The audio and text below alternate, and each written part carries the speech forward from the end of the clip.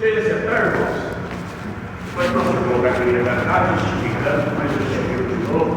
Nosso irmão Marco teve que buscar o pai dele lá na Nova TC e vai em Lavras. Problema de saúde, viu, irmãos? Então por isso que ele não vai estar aí. Ele mandou, pediu para a gente justificar aqui a sua ausência. Luciano. Paz e Senhor, irmãos.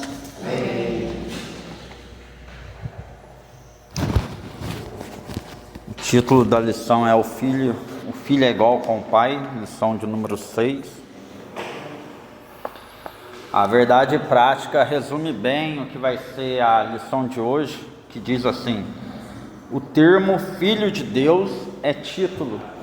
Então a gente vai bater bastante nessa tecla aqui nessa manhã, dizendo que o termo filho de Deus é título. Dito isso, então a gente conclui que Jesus, ele é desde a eternidade junto ao Pai. A gente vai ver aqui nessa manhã que existiam e ainda existem algumas seitas que dizem que Jesus, ele foi criado, ele foi a primeira criação do Deus Pai. E isso é uma heresia. Jesus, ele não foi criado, ele é o Criador. Ele existe desde sempre, desde a eternidade. Amém? Então o foco hoje é falar sobre o Jesus, Filho de Deus. Alguém poderia ler a introdução, fazendo um favor? Essa porção bíblica do Evangelho de João é uma das mais contundentes em mostrar que o Filho é igual ao Pai. Afirmar que Jesus é o Filho de Deus, mas não o próprio Deus, é uma contradição em si mesmo. O embate de Jesus com os religiosos no templo de Jerusalém revela essa verdade. É isso que a presente lição pretende mostrar e explicar com sólidos fundamentos escriturísticos. Então, afirmar que Jesus é Filho de Deus, mas que não é o próprio Deus, é uma contradição. A gente vai ver aqui nessa manhã que Jesus é Deus, tanto quanto o Deus Pai. Antes de entrarmos nos tópicos, deixa eu fazer uns comentários aqui na introdução acerca do filho. O conceito de filho na Bíblia é muito diversificado, ele é amplo comparado ao nosso idioma, ao nosso linguajar, e merece atenção principalmente quando aplicado a Jesus. O Antigo Testamento emprega dois termos para filho, um hebraico, que quer dizer bem, e outro aramaico, que quer dizer bar. O aramaico é mais comum, porque a gente ouve lá na Bíblia dizer Bartimeu. O que quer dizer Bartimeu? Esse bar é de filho. E Timeu, então, quer dizer filho de Timeu. Bar Jonas, bar é filho, então é filho de Jonas. Só Barrabás que muda um pouquinho. Bar é filho. O Rabás é a mesma coisa que Aba. E Aba significa pai. Então é filho do pai. Então a gente está mais acostumado aí com o aramaico, termo bar. Mas o hebraico é bem. A palavra hebraica bem apresenta um sentido mais amplo do que nas línguas modernas do Ocidente. Não refere-se apenas a descendentes, como filhos, netos, bisnetos. É empregado também a cria de animais. A gente não vai ler aqui não para ganharmos tempo, mas uma referência está lá em Salmo 147, versículo 9. Se quiser depois deixar anotado aí para conferir. Ali em Salmo 147, versículo 9, é empregada a cria de animais, mas a expressão é a mesma, bem. O termo bem também aparece em Gênesis 49, versículo 22, como ramo ou broto de árvores. Então só aqui já tem três definições para bem: filhos, filho de pessoas mesmo, broto de árvores e cria de animais. Mas tem mais. A palavra bem também é usada para representar um grupo, como filhos de Israel, filhos de Sião, filhos da Babilônia, e também para indicar classes, como filho de profetas. Daqui a pouco a gente vai ler uma referência voltada para filhos de profetas. Daqui a pouco a gente retorna nesse assunto. E a palavra bem também serve para indicar gênero, como filho do homem, representar o gênero humano. Lá em Salmos 8, versículo 4. Que é o homem para que dele te lembres, e o filho do homem para que o visites. Aqui a expressão homem e filho do homem passa uma ideia de igualdade, são iguais. Tanto o homem quanto o filho do homem quer dizer a mesma coisa, são sinônimos. Significa que são da mesma espécie. Alguém poderia abrir Romanos capítulo 8, versículo 15? A gente já vai ler. Só deixa eu fazer um outro comentário aqui. Já no Novo Testamento, há cerca de 10 termos gregos para filho. Vou citar só os que é mais citados: huios, teknon, paidion e pai. Enquanto aqui no nosso idioma pai significa pai e filho, pai no grego quer dizer criança, filho, criado, etc. A expressão filho de Deus em hebraico é Ben Elohim, e no aramaico é Bar Elaim. Quem achou Romanos 8, versículo 15, pode ler, fazendo favor. Porque não recebestes o espírito de escravidão, para outra vez estares em temor, mas recebestes o espírito de adoção de filhos, pelo qual clamamos Abba Pai. Amém. Relacionado a esse versículo, a expressão filho de Deus aplicada a Jesus tem um sentido diferente de quando aplicada a nós humanos. Temos tal posição por adoção, quando somos chamados de filhos de Deus. E não se trata de uma questão de substância ou essência. Deus concedeu-nos essa posição pelo mérito da obra redentora de Cristo. Então, nós somos filhos de Deus, mas por adoção, conforme o irmão acabou de ler ali. Já Jesus, quando ele é chamado filho de Deus, é porque ele possui a mesma substância, a mesma essência do Deus Pai. E nós somos chamados filhos de Deus, não é por mérito nosso, mas é pelo mérito de Cristo, na obra redentora de Cristo. Então, resumindo tudo que eu disse até agora, a ideia de filho na Bíblia ela é muito ampla, e uma delas diz respeito à natureza. E quando estamos falando de Jesus, está se referindo à natureza divina. Então, concluindo, Jesus, o Filho de Deus, ele é igual com o Pai. Então, Jesus é igual como o Pai, porque ele também possui a mesma substância, a mesma essência do Deus Pai. Essa foi a introdução. Alguém poderia ler o tópico 1? A doutrina bíblica da relação do filho com o pai. Ideia de filho. Conceito de filho no pensamento judaico implica a igualdade com o pai. Uma das ideias de filho na Bíblia é a identidade de natureza. Isso pode ser visto no paralelismo poético do salmista. Que é o homem mortal para que te lembres dele? E o filho do homem para que o visite? Esse paralelismo é sinônimo em que o poeta exalta e em seguida repete este pensamento em outras palavras. A ideia de homem mortal é repetida em filho do homem.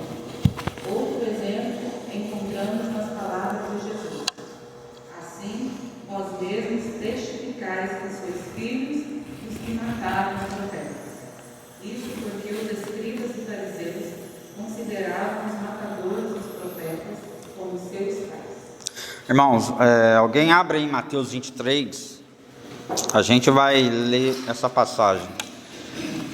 Irmãos, desde o Antigo Testamento, estava incutido na mente dos judeus que quando se referia ao filho de alguém, essa pessoa era igual a essa outra pessoa. O filho, ele era igual o pai.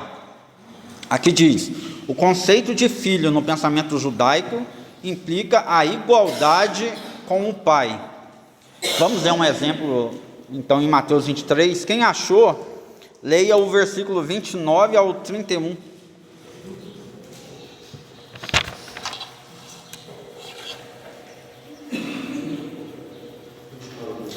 Do 29 ao 31. Ai de vós, escribas e fariseus, hipócritas, pois testificais o sepulcro dos profetas e adornais os monumentos dos justos. E dizeis: se estivéssemos no tempo de nossos pais, nunca nos associaríamos com ele para derramar o sangue dos profetas. Assim, vós mesmos testificais que sois filhos dos que mataram os profetas. Esses homens se gabavam de ser filho de homens que mataram os profetas e alegavam que se eles estivessem na época de seus pais, isso não teria acontecido. Porém, Jesus vai dizer que isso não era possível, porque tanto o pai quanto o filho, eles possuíam o mesmo caráter, a mesma índole, a mesma natureza, e Jesus ele estava coberto de razão, porque aqueles homens eles fizeram pior. Eles não mataram simplesmente o profeta, eles mataram o Messias. Então eles estavam se gabando de não matar profeta, que era um ato de seus pais, mas lá na frente eles mataram o próprio Jesus. Então aqui é um exemplo de que estava incutido na cabeça dos judeus que pai e filhos eles eram semelhantes, eles eram parecidos, tinham a mesma característica, a mesma natureza, mesma índole. É por isso que a gente pode afirmar que Jesus é como o Pai. Prosseguindo, alguém pode ler o tópico 1.2? Significado teológico. Indica igualdade de natureza, ou seja, mesma substância. É o que acontece com Jesus. Ele é chamado Filho de Deus no Novo Testamento, porque ele é Deus e veio de Deus. Jesus mesmo disse: eu saí e vim de Deus, saí do Pai e vim ao mundo. Outra vez, deixo o mundo e vou para o Pai. Quando Jesus declarou: meu Pai trabalha até agora e eu trabalho também, estava declarando que Deus é seu Pai. No entanto, os seus intelectores entenderam com clareza meridiana que Jesus estava reafirmando a sua deidade, pois dizia que Deus era seu próprio Pai, fazendo-se igual a Deus. Amém. Alguém abra Mateus 26, já vamos ler Mateus 26. Aqui diz no significado teológico: indica igualdade de natureza, ou seja, mesma substância. Jesus é chamado Filho de Deus porque ele é Deus e veio de Deus. Quem achou Mateus 26, leia o versículos 63 e 64, fazendo um favor.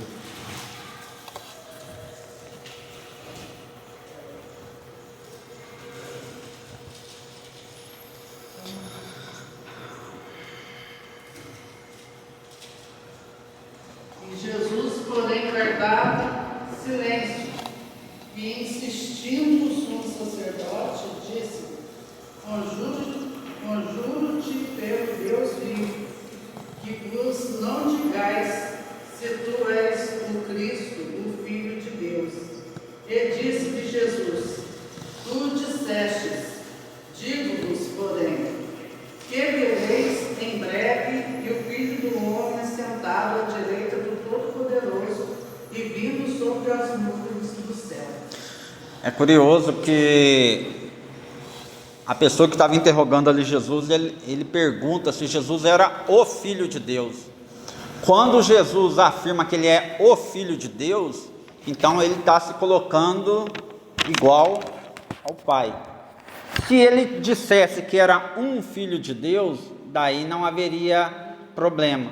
Mas é como eu falei, na cabeça deles, alguém alegar que era filho ou filho de Deus, então estava implicitamente dizendo que era Deus.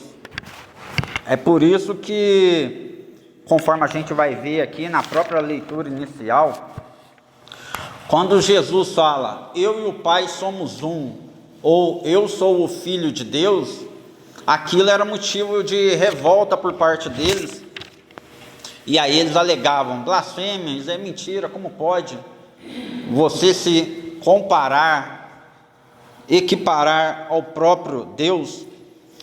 E daí no versículo 33 aqui da leitura bíblica em classe, um deles vai dizer assim para Jesus, te fazes a Deus a ti mesmo, quando afirmas que tu és o Filho de Deus, ou que eu e o Pai somos um. E aí Jesus vai dizer para ele, porque eu digo, sou o Filho de Deus, eu blasfemo? E daí ele vai complementar dizendo, se eu não faço as obras, vocês não creriam em mim. Se eu estou fazendo as obras, vocês continuam não crendo em mim. Então, crê pelo menos nas obras que eu faço, para que vocês possam saber, acreditar que o Pai está em mim e eu nele. Aqui nesse texto que a irmã leu, diz o seguinte, quando Jesus declarou, meu Pai trabalha até agora e eu trabalho também, estava declarando que Deus é seu Pai.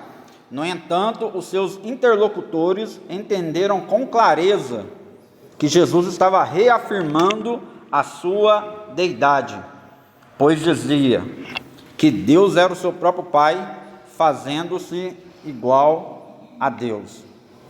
Então, Jesus tem que ficar claro na nossa cabeça que Jesus, ele é Deus.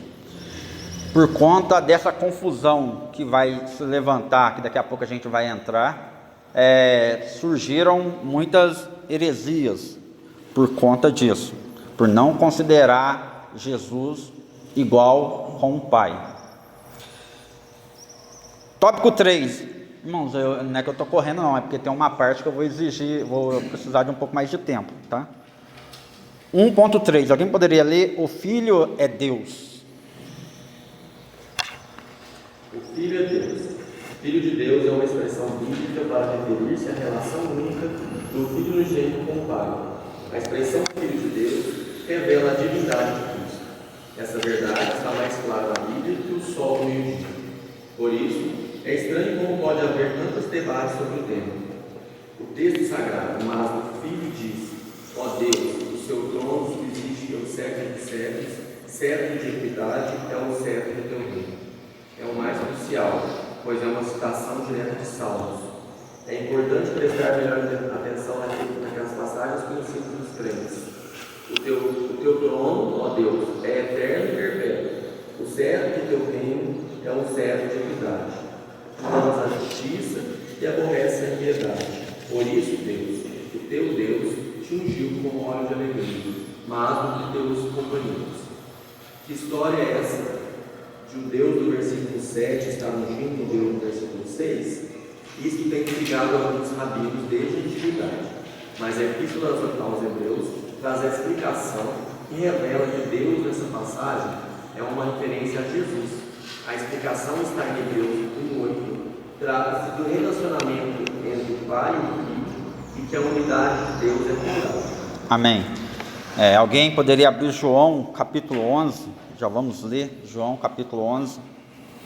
Aqui diz: Filho de Deus é uma expressão bíblica para referir-se à relação única do Filho unigênito com o Pai. A expressão Filho de Deus revela a divindade de Cristo. Quem achou João 11, leia o versículo 4, fazendo favor.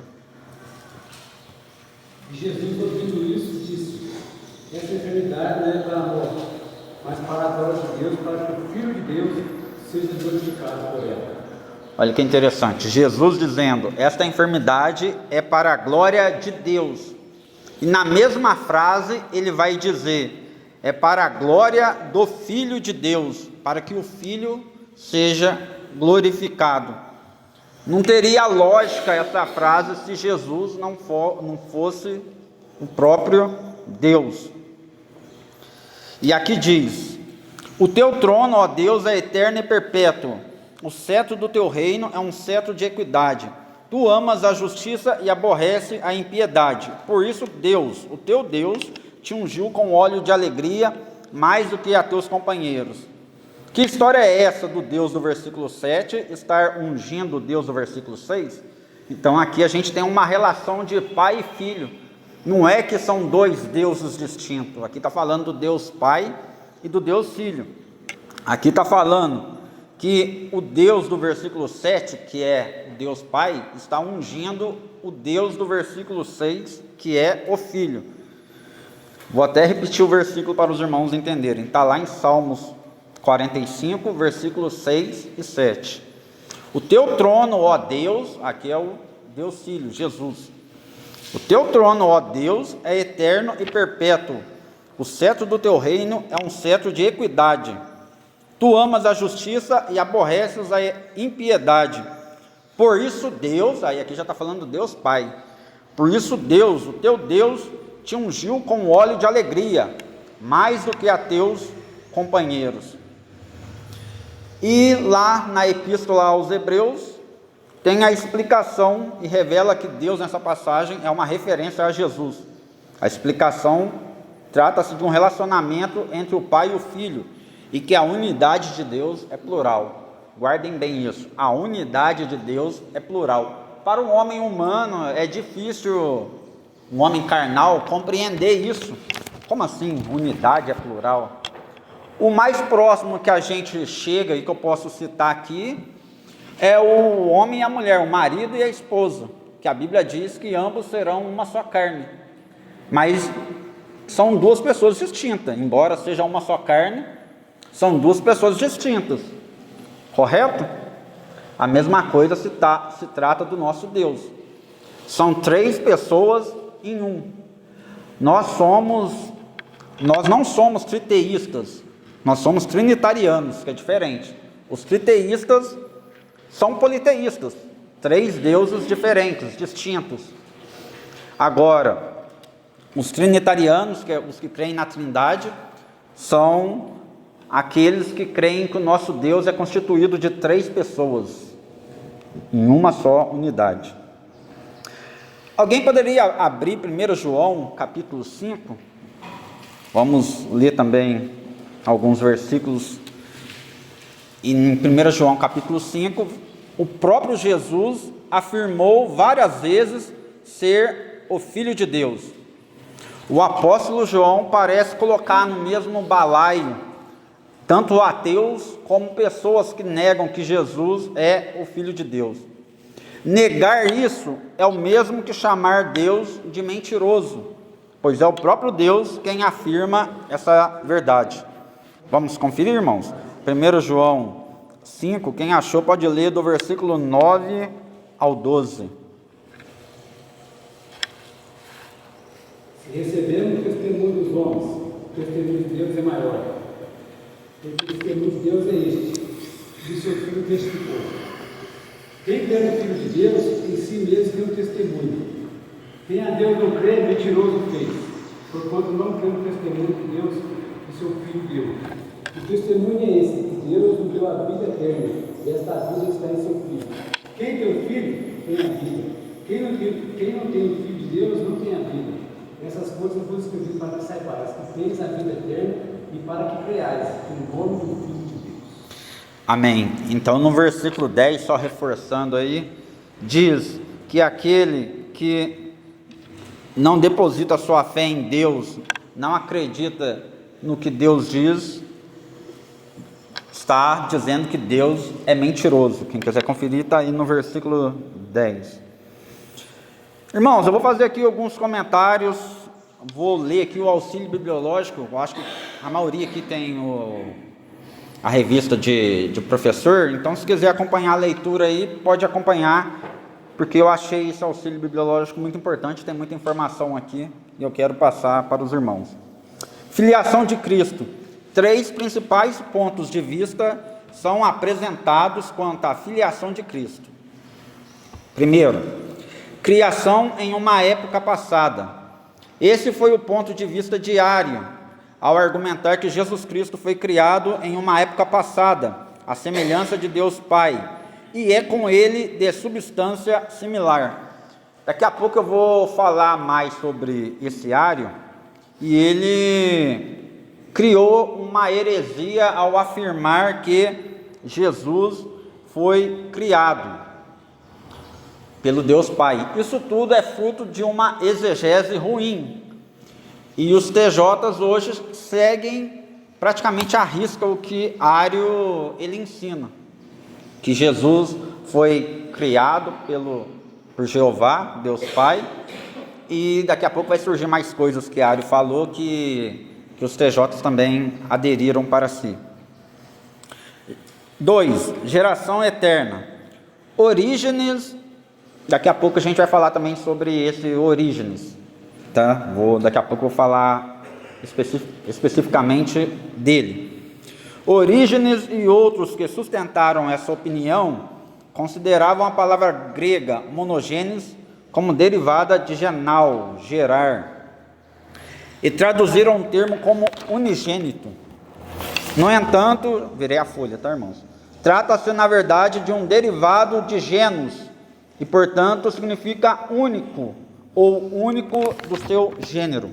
Resumindo o que está escrito aqui, Orígenes e as pessoas que o seguiam traduziram a palavra monogênes de forma, digamos, equivocada. Ele traduziu essa palavra para unigênito, e o ideal seria traduzir essa palavra para único, ou único do seu gênero. Por quê? Em Hebreus 11, versículo 17, com referência a Isaac, monogênesis deve significar único, porque Abraão teve outros filhos, Ismael e os filhos de Quetura. Vamos conferir? Hebreus 11, versículo 17. Alguém poderia ler, fazendo um favor? Pela fé obedeceu Abraão a Isaac, como foi provado. Se aquele que recebeu as promessas ofereceu o seu unigênito. Amém. Daí eu pergunto para os irmãos, Isaac foi o unigênito de Abraão? Daí entra a exegese correta que nós devemos fazer. Alguns homens lá no passado erraram, a gente tem que entender. O unigênito aqui, irmão, significa em relação à promessa. Em relação à promessa, o único que recebeu a promessa dos filhos que Abraão teve foi Isaac, porque a promessa era para Abraão e para Sara juntos, e eles tiveram um único filho que foi Isaac. Abraão poderia ter tido 100 filhos, que a promessa era para um filho específico, um filho da promessa, que no caso é Isaac. A gente sabe que Abraão teve filho com Quetura, teve filho com Agar, e esses filhos não fazem parte da promessa. Então aqui precisa um pouco de interpretação, tá? É o que nós chamamos de exegese. Fazer uns comentários aqui acerca do auxílio bibliológico. Recapitulando, a expressão Filho de Deus revela a divindade de Cristo, ou seja, fala da sua substância. O adjetivo unigênito, monogênesis, que eu acabei de citar aqui agora, provém de dois vocábulos gregos. O primeiro termo, que é mono, de monogênesis, todo mundo sabe que mono é único, só, solitário, e gênesis abre margem para duas possibilidades. É onde Orígenes teve então essa confusão. O primeiro parece vir de genão, que quer dizer gerar, dar à luz, produzir. Por causa disso, há ainda quem afirme que o gen de Gênesis provém de genão. Nesse caso, tal palavra significaria único gerado. E a gente sabe que Isaac ele não foi o único gerado, quando a gente analisa a história de Abraão. O que faz mais sentido é a segunda possibilidade, que eu vou ler aqui agora. Não só para o caso de Abraão e Isaac, mas de grande parte da Bíblia. Então vamos lá. A segunda possibilidade para essa palavra Gênesis, que parece receber apoio em todo o contexto bíblico, é o substantivo gêneros, que quer dizer raça, tipo, nação, linhagem, espécie, classe, de onde provém o gene de genética, responsável pela transmissão dos caracteres dos pais para os filhos. Aí eu volto no exemplo aqui de Isaac. Isaac é chamado de unigênito de Abraão em Hebreus 11:17, que a gente acabou de ler aqui. Porém, Abraão teve filhos como Ismael e teve mais filhos com Quetura. Se alguém quiser depois conferir os outros filhos que ele teve com Quetura, está lá em Gênesis capítulo 25, versículo 1 e 2. Isso mostra que a palavra reflete a ideia de natureza, caráter, tipo, e não de geração. Geração, Abraão acabou tendo mais de um, o próprio Ismael. Unigênito significa o único da espécie, o único do tipo. Jesus é singular, o único Filho de Deus que tem a essência do Pai. Aí volta naquilo que a gente falou na introdução. Nós somos filhos por adoção. O único que tem a mesma essência do Pai é Jesus. A ideia não é de único gerado, embora o termo gerado não seja em si mesmo sinônimo de criatura. Contudo, a preexistência de Cristo é eterna, e por isso ele é chamado de Pai da eternidade. Irmãos, quem recebeu o título de Pai da eternidade foi Jesus. E como é que ele vai ser o Pai da eternidade se ele em algum momento foi gerado? Essas seitas dizem que Jesus em algum momento ele foi gerado, foi a primeira criação do Deus Pai. Aqui já cai por terra, não tem lógica. Se você é Pai da eternidade, você existe desde sempre. Não tem como ter sido gerado depois. Então aqui a gente tem mais um argumento para refutar essas heresias. O adjetivo unigênito transmite a ideia de consubstancialidade. Jesus é tudo quanto Deus é e somente Ele é assim. O que é consubstancialidade? É de mesma substância. Toda hora eu estou frisando isso. Deus Pai e o Deus Filho são de mesma substância. Segundo Vini, o termo com referência a Jesus revela o sentido de relação não originada e indica o representante exclusivo do ser e caráter daquele que o enviou. Seguindo aí o tópico 3 do auxílio bibliológico, quem quiser acompanhar. O Filho único de Deus. Exemplos de tal uso, estou na terceira linha. Exemplos de tal uso podem ser encontrados na expressão hebraica do Antigo Testamento, filhos de. Aí aqui vem alguns exemplos. Filhos de profeta, filhos de um dos boticários, filho dos cantores. A partir daí pode-se compreender como os contemporâneos do Senhor Jesus Cristo no Novo Testamento entenderam a sua declaração de que ele era o Filho de Deus, significando que ele afirmava ser igual a Deus ou o próprio Deus. O Evangelho de João mostra este é o caso.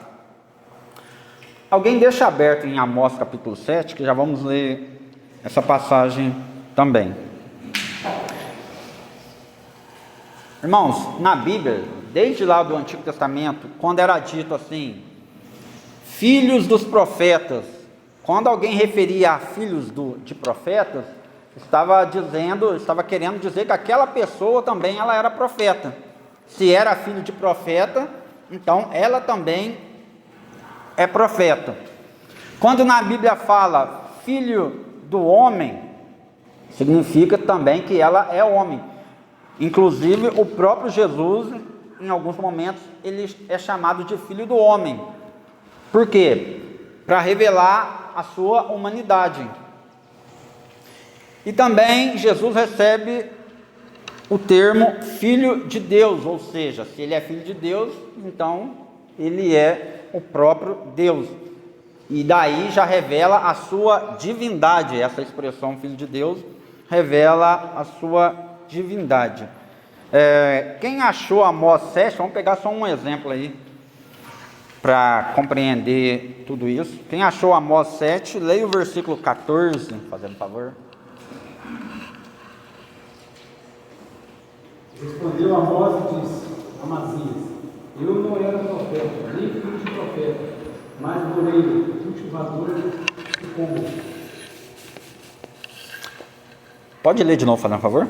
E respondeu Amós e disse a Amazias: eu não era profeta, nem filho de profeta, mas boieiro e cultivador de pombos. Amém. Aqui Amós está dizendo: olha, eu não sou filho de profeta, então consequentemente eu não sou profeta, eu não pertenço à escola de profetas, eu mexo com gado. Então aqui nós temos um exemplo de que todo homem que era filho de profeta, automaticamente a sociedade o considerava também como profeta. É igual aquele ditado que a gente diz muito: filho de peixe, peixinho é. Os judeus, eles meio que, vamos dizer assim, eles levam à risca esse ditado. Filho de peixe, peixinho é. Filho de profeta, profeta é. Filho do homem, homem é. Filho de Deus, Deus é. Então é por isso que eles ficavam incomodados quando Jesus alegava: eu sou o Filho de Deus, o Filho. Então eles viam como blasfêmia, porque Jesus estava se colocando como Deus. Então, para resumir o tópico 1 todo, o Filho, quando se refere a Jesus, eu torno a dizer aquilo que eu disse no início, é título. Filho, quando se refere a Jesus, é título e não uma descendência, tá? Tem algumas seitas que a gente vai ver aí que não vai considerar Jesus como sendo o Filho de Deus, por acreditar que filho tem que vir de uma descendência. E não é assim que funciona quando estamos falando de Deus. Alguém quer fazer algum comentário até aqui? Quer fazer algum comentário? Não? Então vamos entrar no tópico 2. A heresia do subordinacionismo. Alguém poderia ler, fazendo favor? Origem. O subordinacionismo é toda doutrina que declara ser o filho subordinado ao pai, ou um direito de igualdade, ou menos que os monarquianistas dinâmicos, ou abracianistas e os arianistas são os principais representantes dessa heresia, mas origem do seu principal motor. Há na vastíssima e complexa produção literária de Orígenes ideias de acordo contrárias à ortodoxia da Igreja, como também ideias neoplatônicas e obscuras, de modo que, desde a antiguidade, os estudiosos do assunto estão divididos. Ele exerceu grande influência no Oriente por mais de 100 anos. Nas controvérsias em Niceia, havia os que apoiavam Mário, usando Orígenes como base, como também os que apoiavam Alexandre, opositor diário, também se baseando no mesmo Orígenes. Segundo seus críticos, parece que a trindade defendida por ele era subordinacionista. O Filho subordinado ao Pai e o Espírito Santo subordinado ao Filho.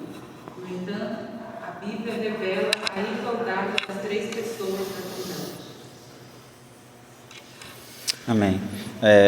Então o subordinacionismo é toda doutrina que declara ser o filho subordinado ao pai, ou um Deus secundário, ou menos divino que o pai.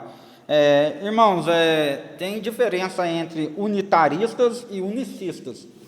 Unicistas já foi falado aqui em algumas lições passadas, eu acho que foi até pela irmã Crisaiane, que é o seguinte: para eles, o Deus Pai, o Deus Filho e o Deus Espírito Santo é a mesma pessoa. Eles fazem essa confusão.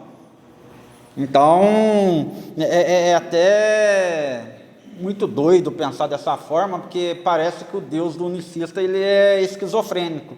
Ele fala, ele mesmo responde, conversa sozinho. O diálogo que há ali é entre eles, entre uma pessoa só, e também com erro de português, né? O erro no linguajar, quando diz, façamos o homem à nossa imagem e semelhança. Se só está ele ali sozinho e vai falar no plural por quê?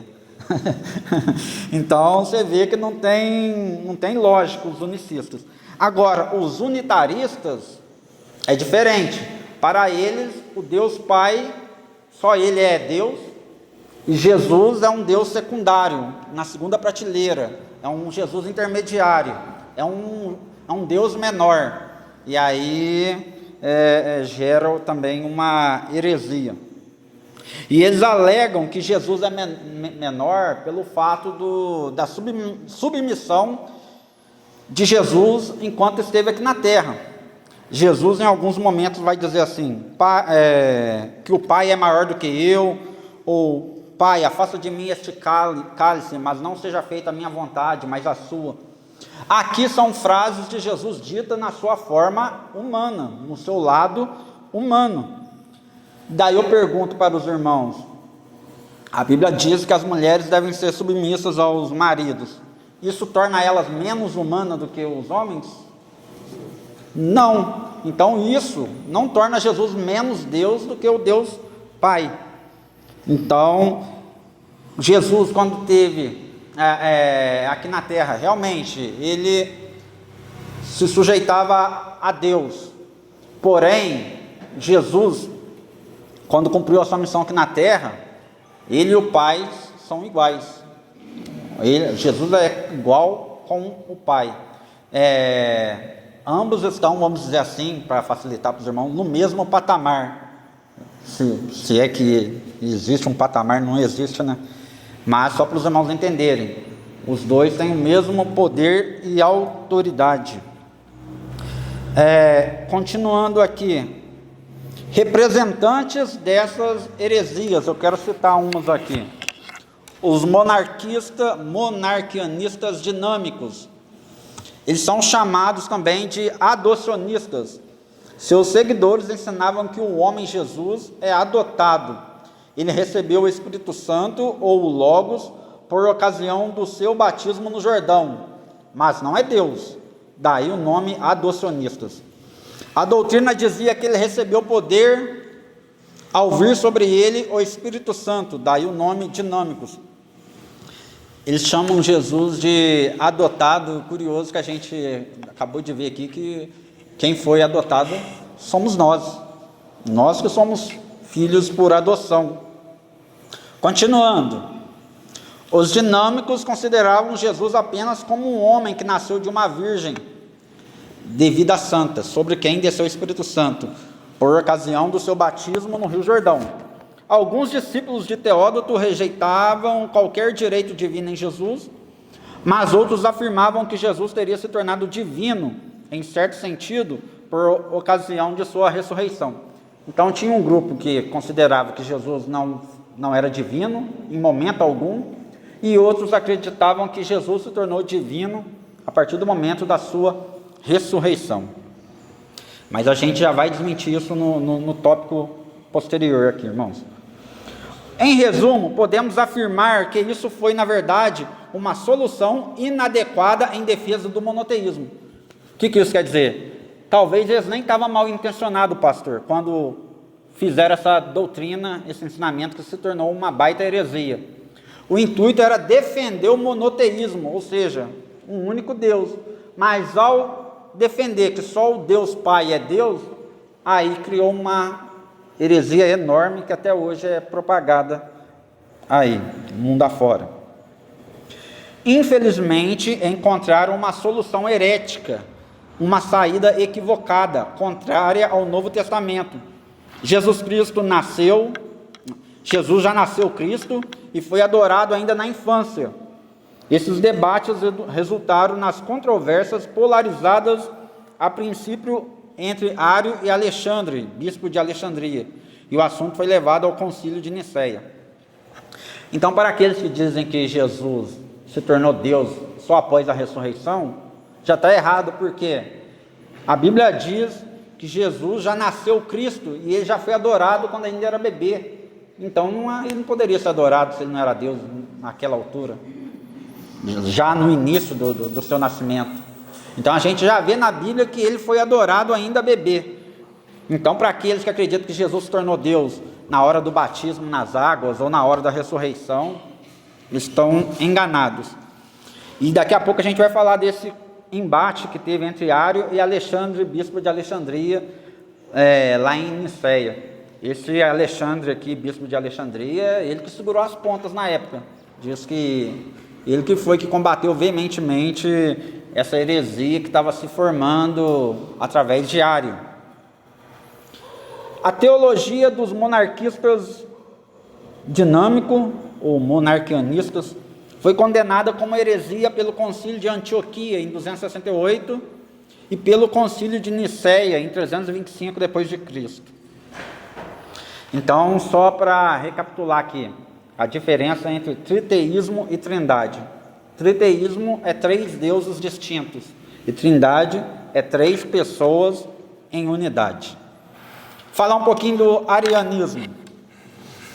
Arianismo é o nome da doutrina formulada por Ário e do movimento que ele fundou em Alexandria, Egito, na primeira metade do 4º século.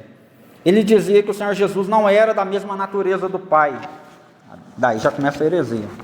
Era criatura, criado do nada, uma classe divina de natureza inferior, nem divina e nem humana, uma terceira classe entre a deidade e a humanidade. Então fica ali na meiuca, né? Não é nem humano e nem Deus, é um estágio intermediário. Era assim que eles enxergavam Jesus. A controvérsia girava em torno da eternidade. Ário negava a eternidade do Logos, defendia sua existência antes da encarnação, como os atuais testemunhos de Jeová, mas não aceitava que ele fosse eterno com o Pai. Insistia na tese de que o Verbo foi criado como primeira criatura de Deus.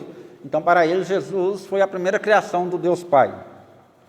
A palavra de ordem arianista era: houve tempo que o Verbo não existia. Isso daí virou um lema deles, um jargão. Eles saíam dizendo: houve um tempo em que o Verbo não existia. Era o lema dos arianistas. Ário estudou em Antioquia, escola de Paulo de Samósata, um dos principais defensores do monarquianismo dinâmico, que negava ser o filho de mesma substância do Pai. Reduzia Jesus à categoria das divindades pagãs. Sim, Jesus era Deus, mas não igual ao Pai. Maria teria gerado um meio-deus, por isso não era plenamente Deus e nem plenamente humano. Continuando aqui. Alexandre, bispo de Alexandria, discordava dele, respondendo qual a posição de Ário negava a divindade do Verbo e em consequência de Jesus Cristo. E já que a igreja desde o começo tinha adorado a Jesus, é aqui que vai surgir um grande problema.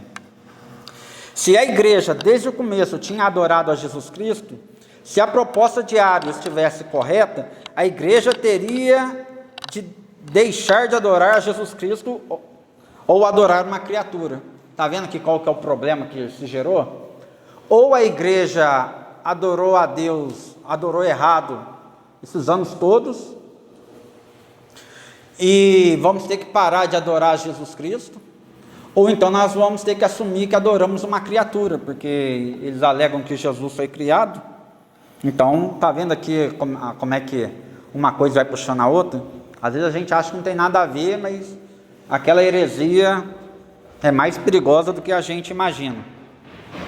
O conflito tornou-se público e Ário foi deposto da sua função na igreja.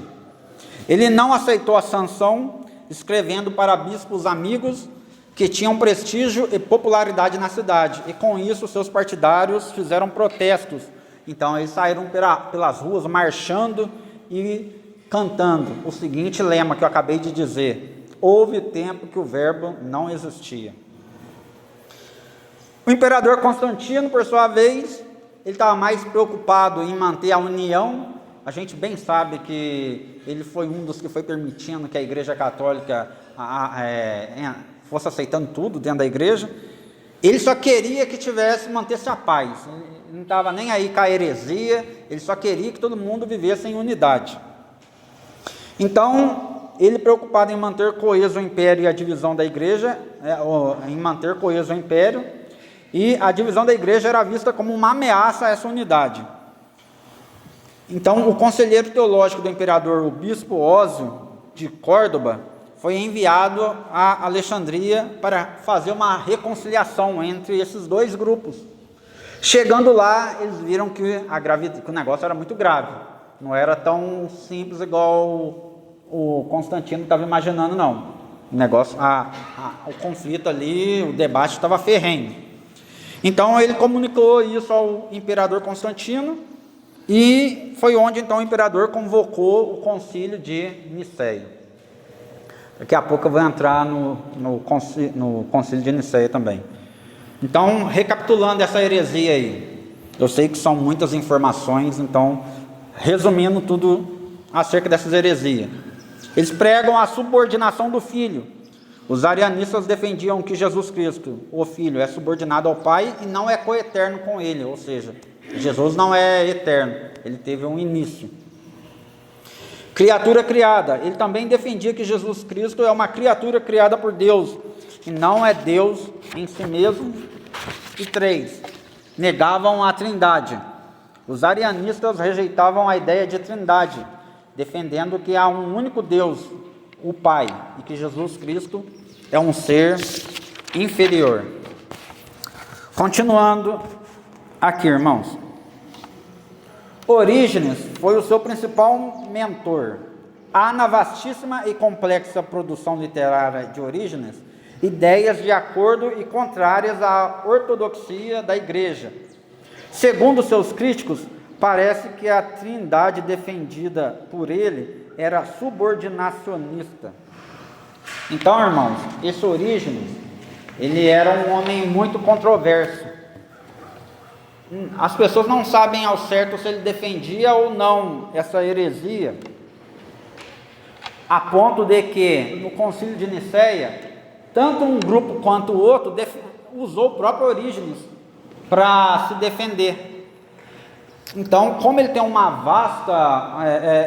tem vastas informações sobre ele, ele escreveu várias obras, então ninguém ainda estudou ele a fundo para poder bater o martelo e dizer, ele era herege, ou então entender errado, ele não era subordinacionista, foi interpretação errada das pessoas. Então ficou meio vago isso daí, tanto é que os dois grupos acabaram usando ele como citação lá em Nicéia. Sobre Orígenes, foi um grande defensor da fé cristã, mas o seu pensamento teológico sobre a Trindade apresenta forte afinidade com a filosofia neoplatônica, defendida por Plotino, principal expoente do neoplatonismo. Pode ser que ele se deixou influenciar um pouco pela filosofia, então, neoplatônica. Aí pode ser que, embora ele seja um cristão, tinha um pensamento errado acerca da Trindade. E, segundo críticos de Orígenes, ele ensinava, se isso aqui for verdade, então ele propagava heresia. Segundo os críticos de Orígenes, ele ensinava que o poder do Pai é maior do que o do Filho e do Espírito Santo, e o poder do Filho é maior do que o do Espírito Santo. Isso está numa carta endereçada a Mena, patriarca de Constantinopla. Essa informação aparece numa epístola de Jerônimo e Ávito. Então, de acordo com esses homens, Orígenes, ele pregava que o Deus Pai era maior que Jesus e o Espírito Santo, e que Jesus era maior que o Espírito Santo. Se de fato for essa linha de pensamento de Orígenes, então ele propagava heresia no que diz respeito à Trindade. Período pré-niceno, alguém poderia ler, fazendo favor? 2.2.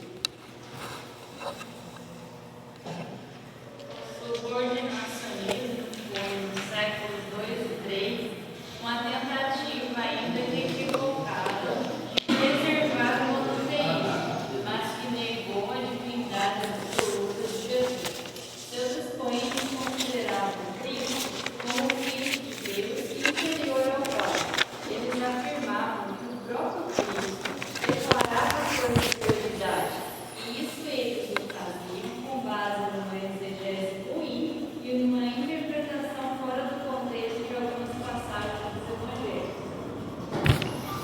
Amém. O subordinacionismo foi então uma tentativa, já disse aqui nessa manhã, ainda que equivocada, de preservar o monoteísmo, mas que negou a divindade absoluta de Jesus, colocando Cristo inferior ao Pai. Já que aqui mencionou o Concílio de Nicéia, deixa eu fazer uns comentários sobre esse episódio. Os historiadores afirmam que cerca de 300 bispos provenientes do Oriente e do Ocidente participaram dessa reunião em Nicéia. Por isso é tido como o primeiro concílio ecumênico da história. Foi o primeiro concílio que abrangeu mais pessoas, um concílio grande. Já tinha ocorrido outro menor. Dentre eles estava presente um pequeno grupo arianista, convictos, liderado por Eusébio de Nicomédia. E aqui fala, não confundir com Eusébio de Cesareia. Eu achei curioso que como levar a sério uma pessoa que tem no próprio nome a palavra comédia. Esse Eusébio de Nicomédia é o que vai defender o arianismo ali no Concílio de Nicéia. Como Ario não era bispo, então ele não pôde participar desse debate. Do outro lado estava um pequeno grupo liderado por Alexandre, o bispo de Alexandria, o que eu falei anteriormente. Foi ele que liderou a oposição ali e segurou as pontas para que essa heresia não se expandisse ainda mais. Ele estava acompanhado do diácono Atanásio, que depois se tornou bispo notável pela vigorosa defesa da ortodoxia cristã, que reconhecia a teologia ariana como ameaça à fé cristã.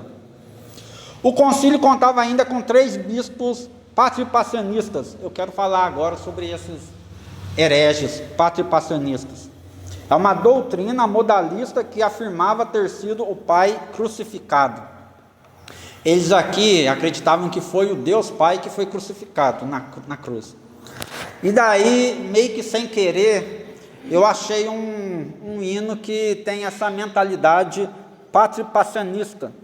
Os irmãos devem conhecer bem o hino da Aline Barros, chamado Digno é o Senhor, muito bonito por sinal.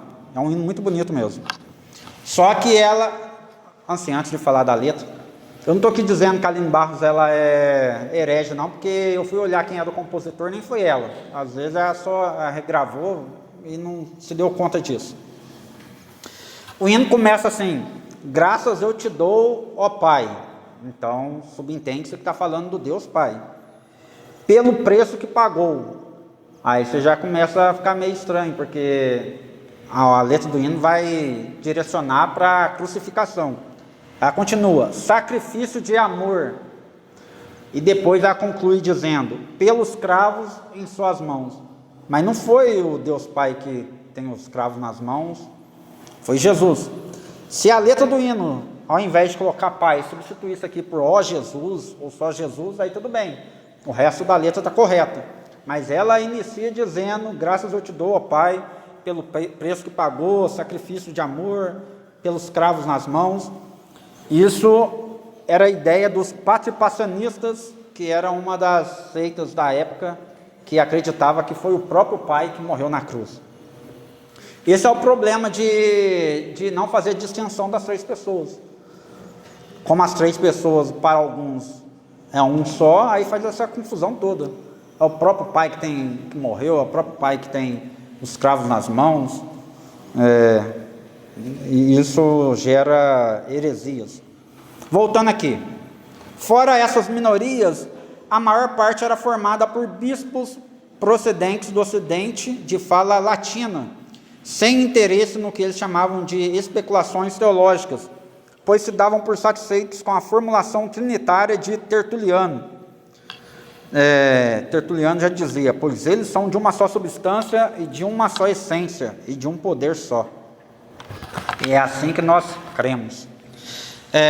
Eusébio de Nicomédia expôs a doutrina arianista e ele tinha convicção de que após a sua explanação ele seria ovacionado. Todo mundo o apoiaria, aceitando como a linha de pensamento dos arianistas como sendo a correta. Mas ele teve uma grande decepção, pois enquanto ele explanava, alguns, ao ouvir o que ele estava a dizer, começaram a gritar: blasfêmia, mentira, heresia. E o que ele estava dizendo ali? Ele estava transmitindo a ideia de considerar o Filho de Deus como criatura, por mais exaltado que fosse tal criatura. Então é inadmissível, irmãos, nós aceitarmos isso, por mais elevado que seja essa criatura. Jesus é o Criador tanto quanto o Pai. Então isso quebrou o clima pacífico ali no Concílio de Nicéia. Apesar das tentativas de prosseguir a análise de passagens bíblicas, logo ficou claro que os arianos podiam interpretar qualquer citação de uma maneira que os favorecia. Então, assim, se eles chegaram à conclusão de que Jesus era criatura, então qualquer coisa na Bíblia eles podem interpretar ao seu modo. Isso aí também é perigoso. É o que nós chamamos de exegese, né? Você trazer a tua experiência para a palavra, e não o contrário. Não pegar o que a Bíblia diz para a sua vida. Por essa razão, a Assembleia decidiu compor um credo que expressasse a fé da igreja em relação às questões em debate. Eusébio de Cesareia, autor da proposta de se formular um credo, sugeriu o credo de Cesareia. Então, Eusébio de Cesareia sugeriu o óbvio, né, de acreditarmos que Deus Pai e Jesus são de mesma substância, tal, e fizeram ali uma carta falando sobre tudo isso, que Jesus, ele é Deus, tá? Para finalizar essa parte sobre Nicéia, a controvérsia não findou com o concílio. Para quem pensa que tudo acabou ali, não findou com o concílio. Eusébio de Nicomédia influenciou o imperador, que posteriormente mudou de posição e favoreceu os arianistas. Esse Constantino, depois ele mudou de ideia, ele achou que os arianistas é que estavam com a razão. E aqui, os Testemunhos de Jeová até se orgulha disso. O movimento das Testemunhas de Jeová chegou a reconhecer essa mudança. Perto do fim da sua vida, o imperador Constantino favoreceu o lado antitrinitarianista de Ário, sendo ajudado nesse sentido por Eusébio de Nicomédia, de modo que os trinitarianistas foram banidos. Por fim, o próprio Atanásio foi banido para a Gália. Então, irmãos, usar o imperador Constantino como referência de que ele mudou de lado, para nós, é um homem qualquer que só tinha interesses pessoais em manter a unidade ali do seu império. Não estou falando da unidade em Cristo, não. Ele queria era sossego. E quanto menos divergências houvesse religiosa, para ele era melhor. Então, dizem que Constantino mudou de lado. Com a morte de Alexandre em 328, Atanásio, agora bispo, sucedeu no cargo de bispo em Alexandria. Depois da morte de Constantino, o seu irmão Constâncio é o que se tornou o senhor do império. Ele continuou na mesma linha do seu irmão, apoiando os arianistas. Ele apoiou a causa ariana, como disse Jerônimo: o mundo despertou de um sono profundo e percebeu que tinha ficado ariano. Ou seja, um belo dia, todos acordaram e perceberam que grande parte da população era arianista, apoiava e acreditava nessa heresia, porque o imperador, que era uma pessoa influente, mudou de lado e eles não pararam com as heresias deles, não, continuaram propagando, tanto é que permanece aí até hoje. Alguém quer fazer algum comentário até aqui? Fazer um comentário, viu? Lá em Colossenses, você conversa com o pessoal do Testemunho de Jeová, chega lá em Colossenses, versículo 3, é onde ele apoia umas doutrinas dele acerca, demonstrando a divindade de Jesus. Lá no versículo 3, quando você faz uma leitura, você usa uma doutrina, você faz uma leitura bem simplória, bem chula, aí você entende mais ou menos o que eles entendem. Lá no versículo 3, capítulo 1, aí fala assim, graças te damos, ó Deus. Aí eles falam a Deus. Está lendo aonde? Colossenses capítulo 1, versículo 3, aqui, ó, assim, ó, graças te damos a Deus, que é Jeová, Pai de nosso Senhor Jesus Cristo, orando sempre por vós. Aí ele fala que aqui tem uma subordinação. Jesus é menor, porque aqui é filho. Aí quando você chega lá, quando fala da criação, eles falam que Jesus foi o primeiro a ser criado. Aí você chega no versículo 13, começa a falar de Jesus. Ele nos tirou da potestade das trevas e nos transportou para o seu reino, filho do seu amor, em que temos redenção pelo seu sangue, a saber, a remissão dos pecados. Aí o versículo 15 é onde eles batem falando que Jesus foi criado. Fala assim, ó, o qual é a imagem do Deus invisível, o primogênito de toda a criação. Aí no versículo 16 fala assim, ó, aí quando chega lá no texto, façamos, aí ele fala que Jesus foi criado, depois que ele criou, ele participou. Aí fala assim, ó, porque nele foram criadas todas as coisas, que há nos céus e na terra, visíveis e invisíveis, seja o trono, seja dominações, seja o principado, seja o potestade, aí vai. Mas na verdade, aqui quando fala primogênito, né, porque Jesus foi o único que foi criado sem ter ação humana, né? Jesus, a concepção de Jesus foi pelo Espírito Santo, só que eles interpretam de forma literal mesmo. Quando você lê, você faz a leitura, te dá um pontinho de interrogação dentro da mente. Se você lê um versículo isolado, ou às vezes lê apenas um trecho do capítulo, pode. É o que muitas seitas fazem, né? Pega coisas isoladas e disso cria uma heresia. Mas tem que ficar claro na nossa mente que Jesus ele é criador, ele não é criatura. É por isso que nós o adoramos. Se nós considerarmos Jesus como criatura, então nós temos que parar de adorar Jesus. Os anjos que são criaturas não aceitavam adoração. Então a gente tem que ter em mente que Jesus e o Pai, Deus Pai, ambos são Deus. Quer fazer mais algum comentário? Alguém poderia ler o tópico 3? Vamos dar uma acelerada aqui agora. Falta 15 minutos. Métodos usados pelos subordinacionistas. Já estudamos até agora o ensino bíblico sobre Jesus como verdadeiro homem e ao mesmo tempo verdadeiro Deus. Somente ele é assim, e ninguém mais no céu e na terra possui essa característica.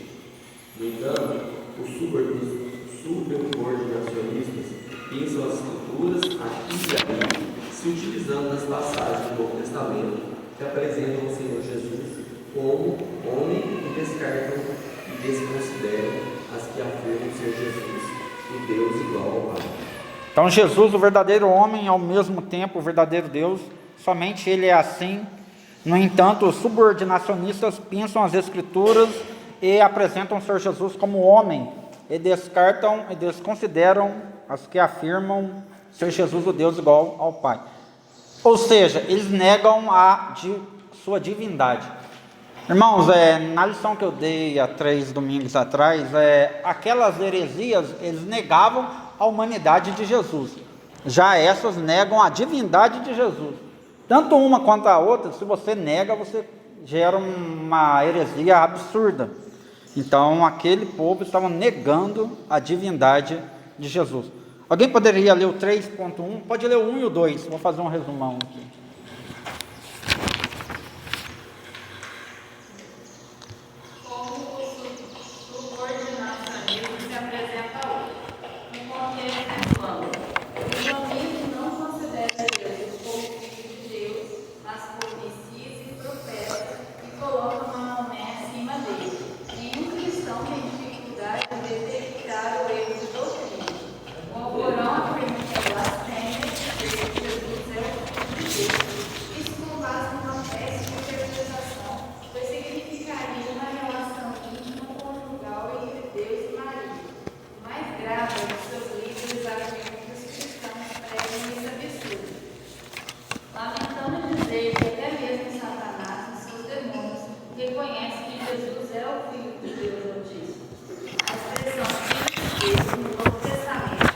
Significa a sua origem e a sua identidade, e não segue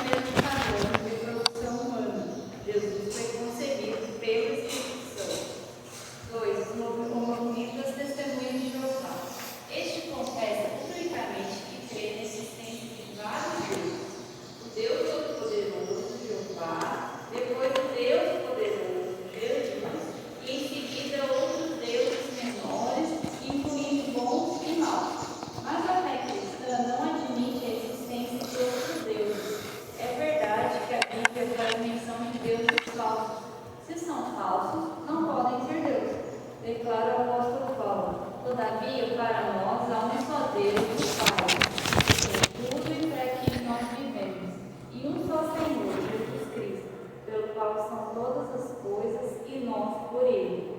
Eis uma boa pergunta que incomoda as testemunhas de Jeová. Jesus Cristo é uma divindade falsa ou verdadeira? Se a resposta for positiva, elas são obrigadas a reconhecer a divindade de Jesus e a Trindade. Mas, se a resposta delas for negativa, elas estão admitidas que são seguidoras de um Deus falso. Amém. Alguém abra 1 Coríntios 8. Alguém abra em Judas 10. Judas, versículo 10. Marcos, capítulo 5. E outro em Filipenses 2. Vou repetir, a gente vai ler esses 4 versículos daqui a pouco. Filipenses 2, Judas, versículo 10, Marcos 5 e 1 Coríntios 8. O islamismo não considera Jesus como o Filho de Deus, mas como Messias e profeta, e coloca Maomé acima dele. Eu já falei aqui na outra vez que eu dei a lição que para eles Jesus era só um mensageiro. Eles até dizem que Jesus não morreu na cruz, que tudo não passou de uma simulação, de algo armado. Então eles não têm Jesus como Deus, e muito pelo contrário, Maomé está acima dele. Olha só o que a Bíblia diz em Filipenses 2, pode ler do 8 ao 11.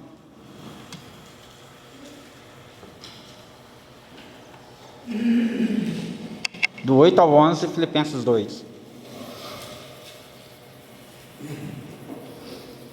E achado na forma de homem, humilhou-se a si mesmo, sendo obediente até a morte de cruz.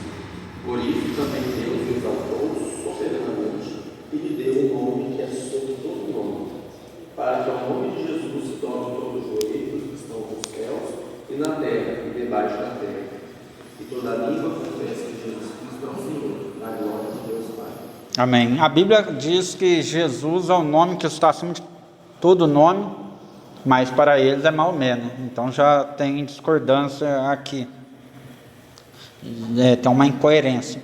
O Alcorão afirma que é blasfêmia dizer que Jesus é o Filho de Deus, pois significaria uma relação íntima, conjugal entre Deus e Maria. É lógico que nós também não cremos dessa maneira, isso daí seria um absurdo.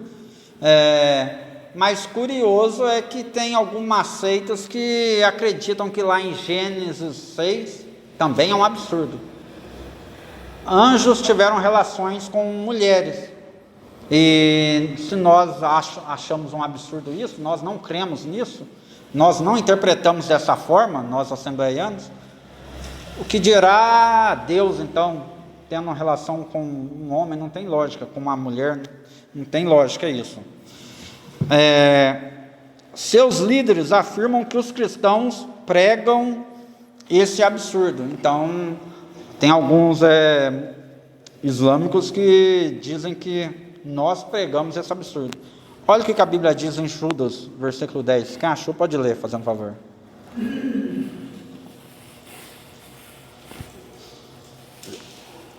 Judas 1:10.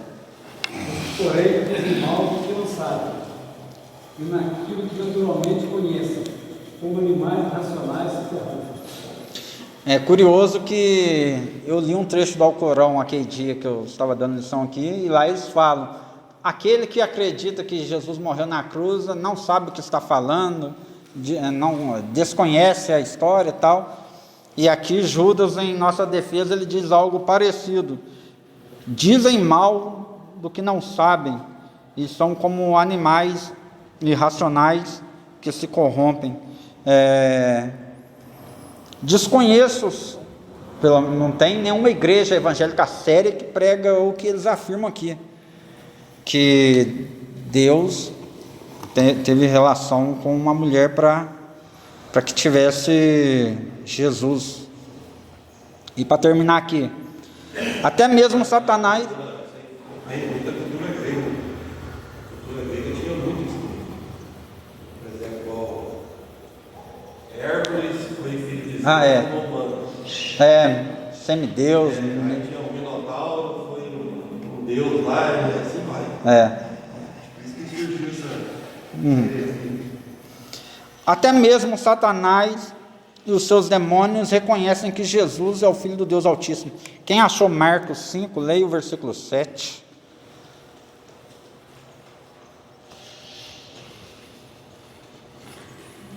Marcos 5, 7. E clamando com grande voz disse: Que tenho eu contigo, Jesus, Filho do Deus Altíssimo? Conjuro-te por Deus que não me atormentes. Então até o diabo e os seus demônios, eles reconhecem Jesus como Filho do Deus Altíssimo. E tem muito aí seus seguidores do demônio, do diabo, que não reconhecem Jesus como Filho de Deus. Então você vê, não tem lógica um negócio desse. São cegos mesmo. Agora, sobre o movimento da Testemunha de Jeová. Eles confessam publicamente que crê na existência de vários deuses. O Deus Todo-Poderoso, Jeová, depois o Deus Poderoso, já nem colocou todo aqui não, é só poderoso, Jesus, e em seguida outros deuses menores, incluindo os bons e maus. Mas a fé cristã não admite a existência de outros deuses. Os TJs, eles têm um pensamento arianista, eles têm pensamentos unitaristas, tá? Para eles, Jesus é um Deus secundário. Quem achou 1 Coríntios 8, leia o 5 e o 6. Porque aí que age também alguns que se chamam deuses, quer nos céus, quer na terra, como há muitos deuses e muitos senhores.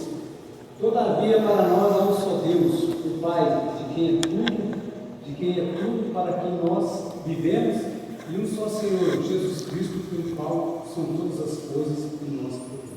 Então Paulo está dizendo aqui, para eles, para o povo lá fora, mesmo que para eles, na cabeça deles, haja muitos deuses, para nós aqui, há um só Deus.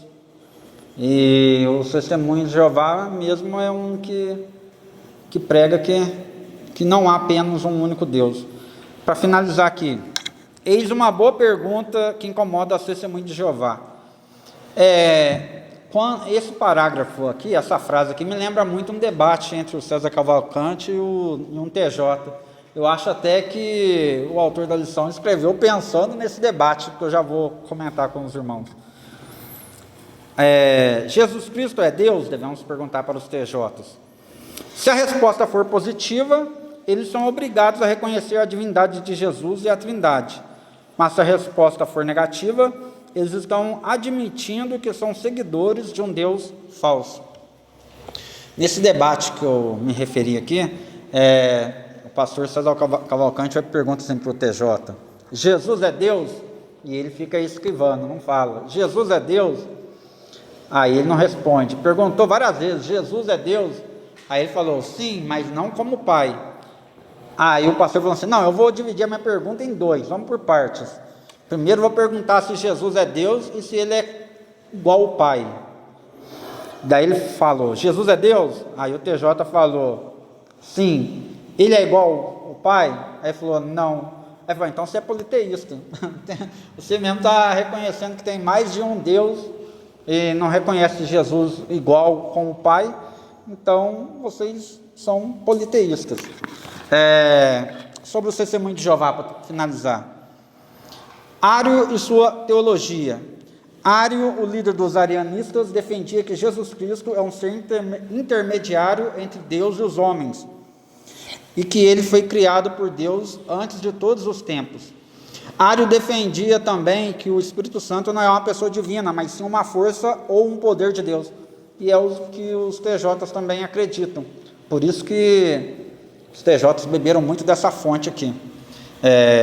Como se não bastasse Jesus não ser Deus, ser um Deus secundário na cabeça deles, o Espírito Santo não é uma pessoa, é uma força, é um poder, o que é um absurdo também. Na Bíblia a gente vê o Espírito Santo dialogando, lá em Atos, não guardei agora a passagem, a Bíblia diz que ele tem sentimentos, intercede por nós com gemidos inexprimíveis. Tem uma passagem que diz que ele tem ciúmes, não tem como uma força ter tudo isso, né? Então, o Espírito Santo, assim como Jesus, o Deus Pai, é uma pessoa. E para finalizar, o Concílio de Nicéia ocorreu em junho de 325, depois veio outros, como o de Constantinopla, em 381, em Éfeso, em 431, Calcedônia, em 451, tá? Só para nível de conhecimento dos irmãos. E a teologia arianista entrou em conflito com a Igreja Ortodoxa, que defendia a divindade de Jesus Cristo e a Trindade. O conflito culminou no Concílio de Nicéia em 325, aonde a teologia arianista foi condenada como heresia. Embora depois eles continuaram propagando, embora o imperador mudou de lado, naquele concílio já foi considerado como heresia esses ensinamentos. Alguém quer fazer algum comentário, alguma observação? Desde já, então, agradeço e devolvo a palavra para o pastor.